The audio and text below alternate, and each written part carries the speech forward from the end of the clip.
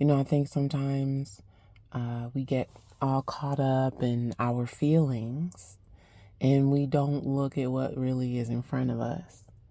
And it's so funny that dawned on me because I was listening to the radio and that Lady Gaga Bruno Mars song came on, If the World Was Ending. And I noticed that I love songs like that. It's the poetic in me, I guess you could say. The poetic in me. It's not poet. Sometimes I write poetry, but it's just that feeling in me. The love of it all, right? And I was just thinking how that song, and then there's this other song talks about the end of the world and wanting to be with somebody. And I just realized that while those songs are great, and especially when you're all wrapped up and think that you're lovey-dovey in a relationship, like those songs are really great, and I find myself getting swept up. But in reality, there's your fantasy. The fantasy, when the world ends, I want to be with you. But reality is, ma'am, who's the next of kin? So if ever there's a problem in your relationship and you question it and you really want to know the validity of it all, where are you in that order? Where are you? Are you next of kin? Is next of kin gonna call you? Stuff like that. Then you know it's real.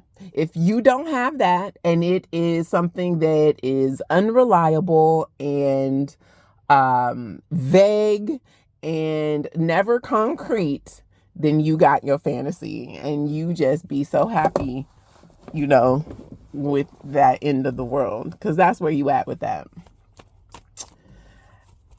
I know sometimes I can be a bit to the point, but that's exactly the download I got when I was listening to the radio.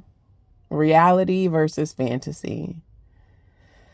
And in spirituality, I think that, we want to focus so much on getting that partner, right? But I do want to make clear, and union is a very important part. That relationship, that learning from each other is so important in this journey. But never let your relationship get in the way of your purpose.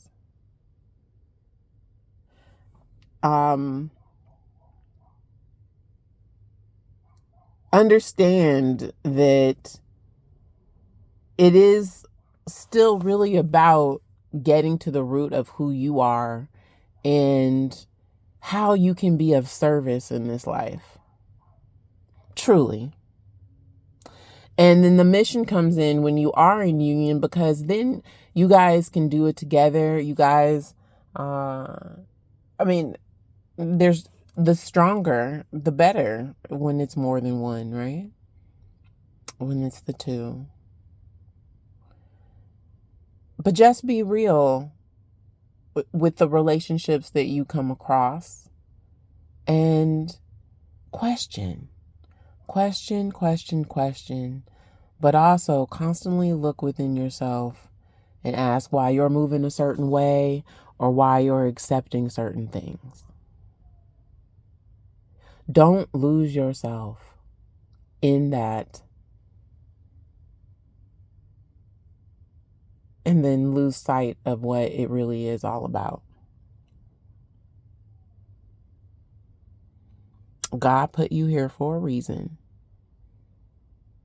And throughout life, we are actually shown what that reason is. You become conscious and then you really delve into it. Find that for yourself.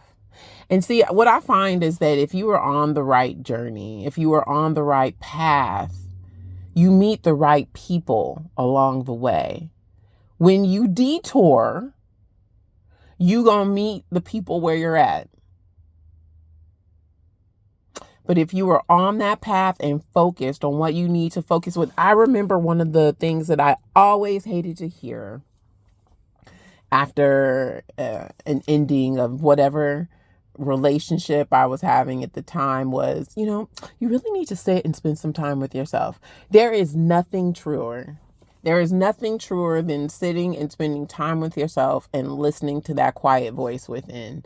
Nothing truer. It is very helpful. So if you're finding that you're in a tough spot right now, sit for a minute. Just sit. Sit in silence. And sometimes it's really hard, especially in this day and age when we're so reliant upon, our phones and everything. But if you just sit in silence and then just practice that, work your way up. And I'm not even lying. Try 30 seconds. 30 seconds of just complete silence. Maybe even start with an intent, right? What are you trying to get from that silence? The question that you might have on your heart. Give it up and just sit. Clear your mind. Try not to think of anything else, and then work your way up. 30, 40, 45 seconds. Work your way up to that minute, 2 minutes, 3 minutes, whatever. But see what that does for you. It might be helpful. Anyway, let's see. Is there anything else, Holy Spirit? So you might be by yourself right now, and solitude, I find, can be beneficial, right? That is when you're able to think and figure stuff out for yourself. But don't be in solitude because you're holding yourself back. If you can go engage with people, go engage. Why not? We have one life and it is never guaranteed. And as much as you can make plans, you never know how those plans can change. But I will also say that same with fear. If fear is holding you back in any kind of way for any type of reason, if it's causing you to hesitate, that's just wasting the precious time that we have.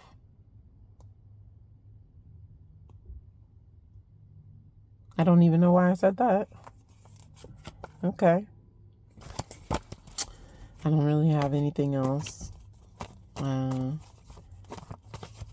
at the moment. So, till next time. Bye.